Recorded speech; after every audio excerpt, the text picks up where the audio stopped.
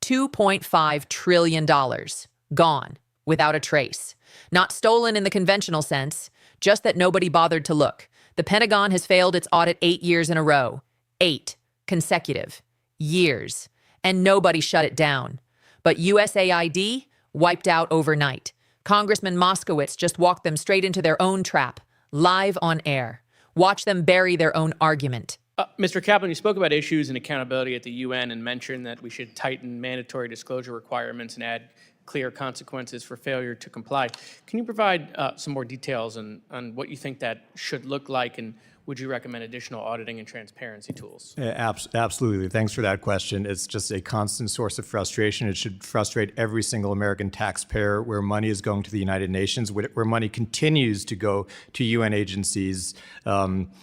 Again, they're a one bucket of recipient. You have UN agencies, NGOs, and contractors. When it comes to the UN, we have the least enforcement remedies available. We have the least access and the least transparency in that. So I think there's absolutely means to tighten up. In the 2024 Appropriations Act, there's a specific clause, Section 7048, if you're keeping score at home, that requires the Secretary of State to seek to implement in all agreements with the UN access for the USAID IG, State IG, and GAO. That is essential, and failure to comply with that should either result in not receiving an award or reward remedies for noncompliance. All right, well, I appreciate that, and I agree. I want to go with this logic for a second that because there was waste, fraud, and abuse in USAID, we should get rid of it, right? Which, that was the argument. I assume you would agree that in a $7 trillion budget, we could probably find, in fact, we have found waste, fraud, and abuse in every department, right? That's why you have inspectors general to root it out. That's right. So there's waste, fraud, and abuse in the Pentagon, right?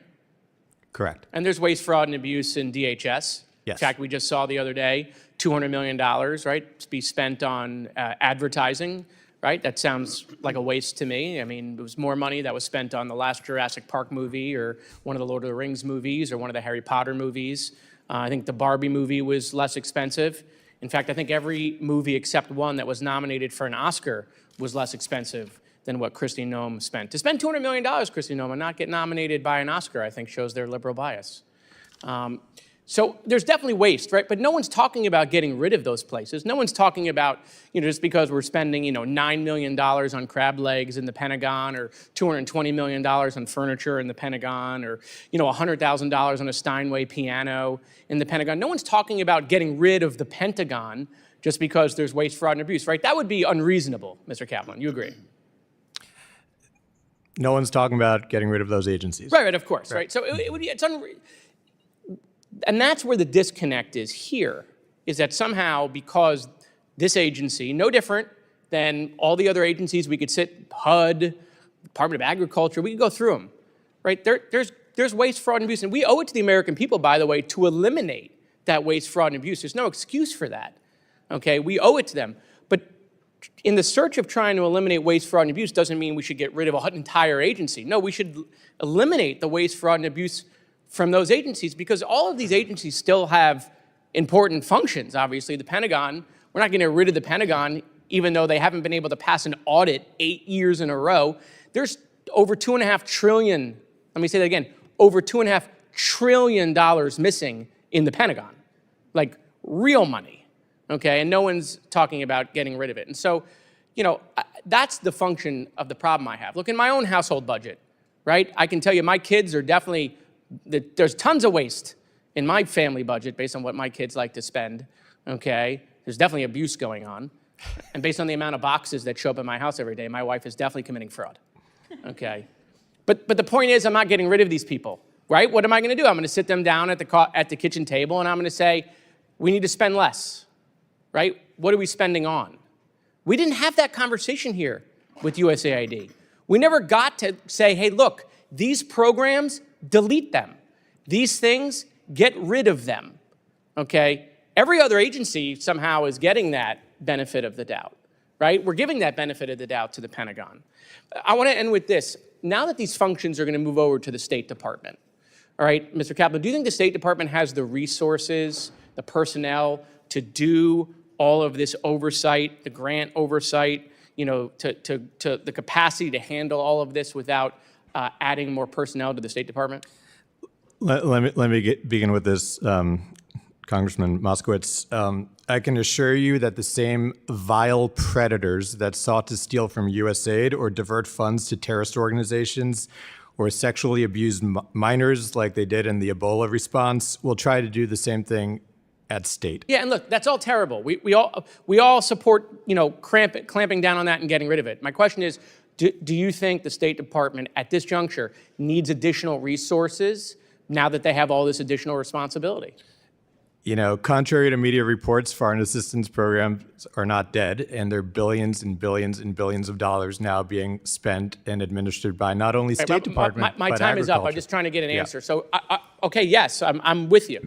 But do you now think that now that that is all moved over to the State Department, do they need more resources to limit the fraud, waste, and abuse? Because otherwise, aren't we going to wind up in the same situation where there's going to be fraud, waste, and abuse because we're not investing in that oversight? Maximum oversight is essential, and that's what we brought as the IG for USAID. And when you have billions going out in complex emergency environments and money spent overseas in areas controlled by terrorist organizations and any armed group, you need adequate staffing, people, good monitoring, and an effective IG to oversee and investigate any misuse of those funds. All right, thank you. Thank you, Mr. Chairman. You just heard it for yourself, not from me. Their own witness confirmed it. There is waste at the Pentagon, but nobody is shutting down the Pentagon. So let's look these numbers straight in the eye. $9 million on lobster claws, $220 million on furniture, $100,000 on a single piano, and $2.5 trillion vanished into thin air, not misallocated, not misreported, missing, completely missing.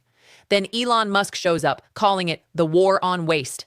And the very first organization to get killed is USAID.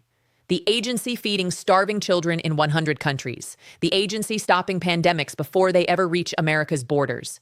Meanwhile, Secretary Noam spends $200 million on advertising.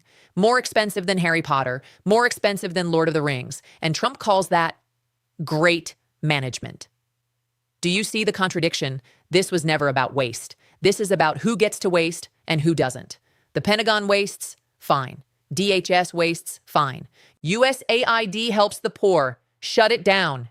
And Elon Musk and Doge, $2.5 trillion evaporates from the Pentagon. Not a single tweet, not one press conference, not one question asked. Why? Because he doesn't want to audit the Pentagon. He wants contracts from the Pentagon. And that $2.5 trillion, enough to cover every American's medical bills for an entire year, enough to wipe out student debt for an entire generation, enough so that not a single child in America goes to bed hungry. All of it, from money that is simply missing. The next time someone tells you there's no money for healthcare, for education, for the elderly, remember this number, $2.5 trillion. Ask them, where is that money? And why is nobody brave enough to go looking for it? Drop your thoughts in the comments below. Hit subscribe because this channel is not letting these numbers get buried.